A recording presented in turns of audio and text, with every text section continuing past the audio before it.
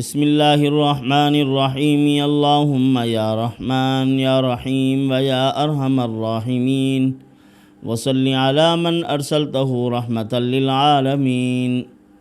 نہایت ہی واجب الاحترام بزرگان محترم، برادران عزیز، آج جو عمل آپ کی خدمت میں پیش کیا جا رہا ہے، یہ عمل قرآن مقدس کی ایک سردار آیت مبارکہ کا عمل ہے۔ اللہ عز و جل نے اس آیت مبارکہ میں بے شمار فوائد و خواص رکھے ہیں اپنے بندوں کے لیے۔ یہ عمل بہت مجرب ہے مختصر سا مگر دائمی عمل ہے۔ اگر کوئی آدمی اس عمل کو اپنا معمول بنا لے، اکابر علماء نے، ائمہ عملیات نے لکھا ہے، مخلوق میں پذیرائی کے لیے، کشائش رزق کے لیے، دشمن کی رسوائی کے لیے اللہ عز و جل نے اس عمل میں بڑا اثر رکھا ہے۔ اس عمل کے بعد پھر طرح طرح کے لمبے چوڑے معمولات کی ضرورت نہیں ہے۔ اللہ عز و جل اسی عمل کی برکت اور وساطت سے سارے معاملات آسان کر دیں گے۔ بے فکر ہو جائیں آپ، ہر نماز کے ساتھ صرف ایک مرتبہ اس عمل کو کرتے رہیں۔ ویسے بھی حدیث پاک میں ہے کہ جو آدمی اس آیت کرسی کو، آیت الکرسی کو ہر نماز کے ساتھ پڑھتا ہے، اس کے درمیان اور جنت کے درمیان صرف موت کا پردہ حائل ہے۔ دنیا کی آنکھ بند ہوگی، سیدھا جنت میں جائے گا۔ جیسے حبیب نجار اور اسی طرح رسول اللہ صلی اللہ علیہ وسلم کے بہت سے صحابہ کرام رضوان اللہ تعالیٰ علیہم اجمعین، جب ان کے وصال کا وقت آیا تو نعرہ لگایا، فزت ورب الکعبہ، رب کعبہ کی قسم ہم کامیاب ہو گئے۔ اللہ رب العزت نے ان کی کامیابی ان کو سامنے دکھائی تھی۔ آسمانوں کو ہٹا کے جنت کے پردے کھول دیے، اپنے مقبول بندوں کو جنت کے حسین مناظر دکھائے۔ ان کو دیکھ کر وہ کہنے لگے، فزت ورب الکعبہ، رب کعبہ کی قسم ہم کامیاب ہو گئے ہیں۔ تو آیت الکرسی کو پڑھنے والا آدمی بھی اسی طرح جنت کے مناظر کو دیکھتا ہے۔ پردے ہٹ جاتے ہیں، فوت ہوتے ہی، وصال ہوتے ہی اللہ کا وصال نصیب ہو جاتا ہے۔ برادران عزیز، ایک نماز سے دوسری نماز تک حفاظت ہے۔ شام کو اگر پڑھ لے تو صبح تک حفاظت، صبح کو پڑھے تو شام تک حفاظت، دشمن اس کے مغلوب رہیں، اور اسی طرح اللہ عز و جل اس کی روزی کی فراوانی کر دیں، رزق وسیع ہو جائے۔ تو اس کے اندر یہ خاصیت بھی ہے، مختلف آیات بینات ہیں، انہی مختلف آیات کے جو حصص ہیں ان کی اپنی اپنی خاصیت ہے۔ مثلا اللہ لا الہ الا هو الحی القیوم لا تأخذہ سنۃ ولا نوم لہ ما فی السماوات وما فی الارض من ذا الذی یشفع عندہ الا بإذنہ۔ اس میں 10 اوقاف ہیں، وہو العلی العظیم تک، ہر وقف پر انگلی کو بند کرتے چلے جائیں۔ 10 اوقاف ہیں اس کے۔ آپ آخر میں جا کر اپنے بائیں ہاتھ کا انگوٹھا بند کریں گے، یعنی یہاں سے شروع کیا، اس طرح اپنے ہاتھوں کی انگلیوں کو بند کرتے چلے جائیں، پھر یہاں بائیں ہاتھ کی چھنگلی سے شروع کریں، اس طرح آخر میں یہ بائیں ہاتھ کا انگوٹھا جا کے بند ہوگا۔ پھر اس کے بعد جب یہ پڑھ لیں، سورۃ علم نشرح 3 مرتبہ، سورۃ الاخلاص 3 مرتبہ، پھر آخر میں الحمد شریف کو 10 مرتبہ پڑھنا ہے، اور اس طریقے سے پڑھنا ہے کہ بسم اللہ الرحمن الرحیم کی میم الحمد کی الف لام کے ساتھ مل جائے، اور پھر انگلیاں کھولنا شروع کریں۔ انگلی کھولنے کی ترتیب الٹ ہوگی، پہلے آپ نے دائیں ہاتھ سے شروع کیا تھا، اب بائیں سے۔ سب سے پہلے آپ بائیں ہاتھ کے انگوٹھے کو کھولیں گے، پھر یہ انگلی، اس کو سبابہ کہتے تھے، اب سباہا ہے۔ حضور صلی اللہ علیہ وسلم نے فرمایا یہ تسبیح والی ہے، یہ گالی والی انگلی نہیں ہے۔ تو اس طرح یہ کھولیں گے، پھر الحمد پڑھ کے اس طرح کھولتے چلے جائیں گے۔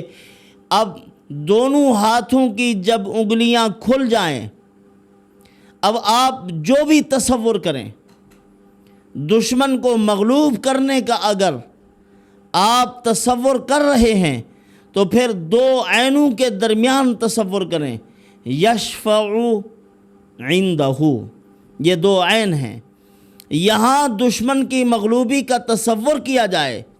اسی طرح رزق کا اگر تصور کر رہے ہیں کہ رزق وسیع ہو جائے تو پھر دو میموں کے درمیان رزق کی وسعت اور رزق کے جتنے مسائل ہیں، مالی معاملات ہیں، ان کا تصور کریں۔ اللہ رب العزت ان مسائل کو حل کر دیں گے، روزی وافر مقدار میں اللہ پاک عطا فرمائیں گے۔ دو میموں کے درمیان یعلم ما بین ایدیہم۔ اب اس عمل کو جاری رکھنا ہے، تسلسل کے ساتھ آپ جاری رکھیں۔ اللہ رب العزت یہ فوائد ہر حال میں عطا فرمائیں گے۔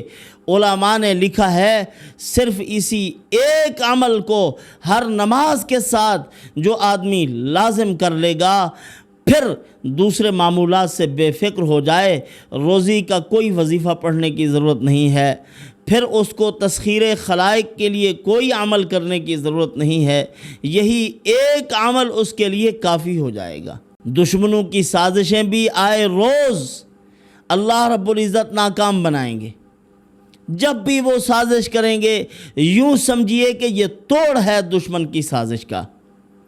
بہرحال ہماری دوستی بھی ہو یا دشمنی بھی ہو، اس کو قاعدے اور ضابطے میں ہونا چاہیے، حدود اللہ سے نکلی ہوئی نہ ہو۔ دیکھیں آپ حضرت امیر معاویہ رضی اللہ تعالیٰ عنہ اور حضرت علی المرتضیٰ رضی اللہ تعالیٰ عنہ، ان کا باہمی ایک اختلاف ہے، اور وہ اختلاف بھی خیر خواہی کی بنیاد پر ہے، دشمنی نہیں ہے، ضد و عناد بھی نہیں ہے۔ عجیب مخالفت، عجیب اختلاف ہے۔ ایک شخص حضرت امیر معاویہ رضی اللہ تعالیٰ عنہ کی خدمت میں حاضر ہوتا ہے، عرض کرتا ہے کہ حضرت آج میں نے فجر کی نماز حضرت علی المرتضیٰ رضی اللہ تعالیٰ عنہ کے پیچھے پڑھی۔ حضرت آپ دیدہ ہو گئے، رونے لگے، فرمایا کہ مجھے بھی کئی عرصہ ہو گیا ہے حضرت کی آواز نہیں سنی۔ حضرت علی المرتضیٰ رضی اللہ تعالیٰ عنہ بہت اچھی نماز پڑھتے ہیں، بہت اچھی نماز پڑھاتے بھی ہیں، بڑا مزہ آ جاتا ہے حضرت کے پیچھے نماز پڑھنے میں، قرآن سننے میں، یہ ان کی محبت ہے۔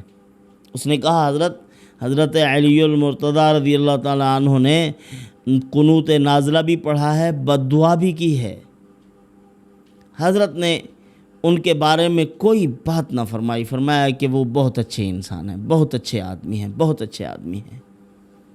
تو دیکھیں یہ کیسی مخالفت ہے۔ حضرت امیر معاویہ رضی اللہ تعالیٰ عنہ کو روم کا بادشاہ خط لکھتا ہے، کہتا ہے کہ جناب علی المرتضیٰ رضی اللہ تعالیٰ عنہ کے ساتھ آپ کی مخالفت ہو گئی ہے، لہٰذا اگر آپ مجھے یہ خدمت سونپ دیں، میں اپنی فوج بھیجنے کے لیے تیار ہوں جو حضرت علی المرتضیٰ رضی اللہ تعالیٰ عنہ کے خلاف جنگ کرے گی۔ حضرت معاویہ رضی اللہ تعالیٰ عنہ نے فرمایا، اور روم کے کتے، آج بات کی ہے، کبھی یہ بات نہ کرنا، اگر تو حضرت علی رضی اللہ تعالیٰ عنہ کے خلاف کوئی قدم اٹھائے گا تو پھر علی المرتضیٰ کی فوج کا سپہ سالار امیر معاویہ کو پائے گا، میں وہاں کھڑا ہوا نظر آؤں گا آپ کو۔ حکیم الامت مجدد الملت حضرت مولانا اشرف علی تھانوی رحمۃ اللہ علیہ نے عجیب بات لکھی ہے، حضرت کے ملفوظات سونے کے پانی سے لکھنے کے قابل ہیں۔ حضرت نے فرمایا کہ اگر ایک محل میں دو شہزادے رہتے ہوں اور ایک بادشاہ، اس کے بیٹے ہیں شہزادے، اب اگر وہ آپس میں ان کا اختلاف ہو جائے، ایک وہ آدمی ہے جو اس محل میں جھاڑو دیتا ہے، ایک وہ آدمی ہے جو اس محل میں طباخی ہے، ان کا کھانا پکاتا ہے، تو کیا اب شہزادوں کا فیصلہ وہ جھاڑو دینے والا کرے گا؟ فرمایا نہیں، ان کے مقام کا خیال کیا جائے گا۔ اگر وہ جھاڑو دینے والا ان شہزادوں کے معاملات میں مداخلت کرے گا، پھر دیکھنا کہ اس کا کیا حشر ہوتا ہے۔ اسی طرح فرمایا حضرت علی المرتضیٰ رضی اللہ تعالیٰ عنہ اور حضرت امیر معاویہ رضی اللہ تعالیٰ عنہ، یہ وہ عظیم ہستیاں ہیں، یہ اس قدرت کے کارخانہ میں محمد الرسول اللہ صلی اللہ علیہ وسلم کے شہزادے ہیں۔ اگر ان کا آپس میں اختلاف ہو گیا ہے تو چوڑے چمار کو کوئی حق نہیں ہے وہ ان کے معاملات میں آئے اور ان کا فیصلہ کرنا شروع ہو جائے اور کسی کو حق پر کسی کو نا حق پر ٹھہرائے۔ ان کا پھر وہی حشر ہوگا جو چوڑے اور چمار کا ہوگا۔ اللہ پاک ذلیل اور رسوا کر دیں گے۔ تو بہرحال دشمنی اور مخالفت بھی اگر کسی کے ساتھ ہو گئی ہے تو پھر اس کو بھی ایک حد بند میں رہنا چاہیے۔ جیسے حضرت شیخ زکریا رحمۃ اللہ علیہ نے اپنی آپ بیتی میں لکھا ہے کہ ابا اور ہمارے تایا ابو کا ابا کا اختلاف ہو گیا تھا، تو زمین کے لیے مسائل حل کرانے کے لیے جاتے تھے تحصیل میں، تو پھر ایک ہی تانگے پر سوار ہو کر جاتے تھے، گپ شپ بھی ہو رہی ہوتی تھی اور جا رہے ہوتے تھے، ہنستے مسکراتے جاتے تھے، ہنستے مسکراتے واپس آتے تھے۔ یہ اختلاف ہے، یعنی مسائل کو حل کرنا چاہیے، ان کو دشمنی اور انا نہیں بنانا چاہیے۔ تو بہرحال آیت الکرسی حصار کے اعتبار سے بھی ایک مضبوط ترین حصار ہے، جس کے حصار کو باطل توڑ نہیں سکتا۔ ولا یعودہ حفظہما وہو العلی العظیم کو کثرت سے پڑھنا چاہیے۔